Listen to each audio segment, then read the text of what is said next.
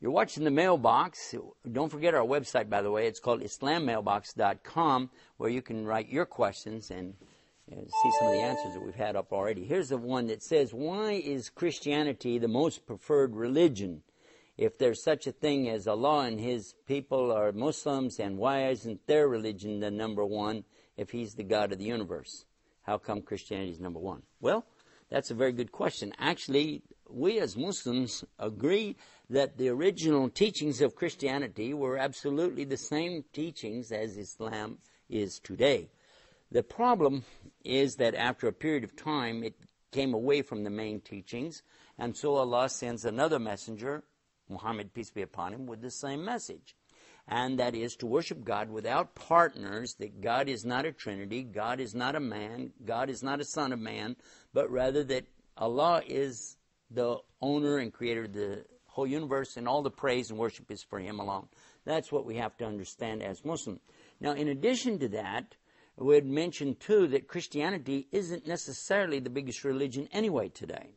I don't know if you know this, but the Catholic Church recently released some documents and statistics saying that Islam has now passed the Catholic Church, which, of course, was the largest of the Christian denominations, passed them up in population some time ago.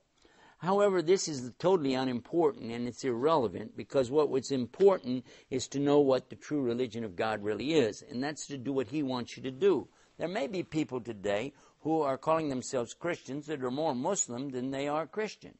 And there are some maybe think they're Jewish, but they're maybe more Muslim than they are Jewish, because to be a true Muslim is to understand there's only one God, and then to want to do what He wants you to do, submitting to Him, obeying His commandments, and doing this in peace regardless of the outcome. That's what the word Islam means, and one who does it's a Muslim.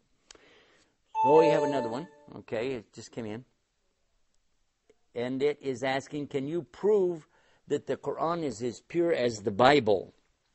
Well, first of all, the Bible no longer exists today in its original form. It is not existing extant anywhere on the planet. There is no one who even recites the whole Bible in the original Aramaic for the New Testament or Hebrew for the Old Testament. The second part of that is that the Quran is today in its original form in recitation. Whereas Bible means a book, that's what the meaning of the word is, the word Quran means that which is being recited. And recitation of Quran is still there today, just as it was 1,400 years ago. So the Bible is not the criterion to measure against. The problem here is the Bible can't hold up to the proofs of the Quran. You can get more about this on our website, as I mentioned to you, islammailbox.com. Until next time, that's the mailbox for today.